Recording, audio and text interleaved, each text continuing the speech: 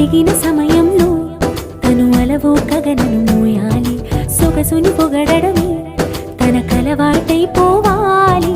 పనులను పంచుకుని మనసుంటే ఇంకేం కావాలి. అలకని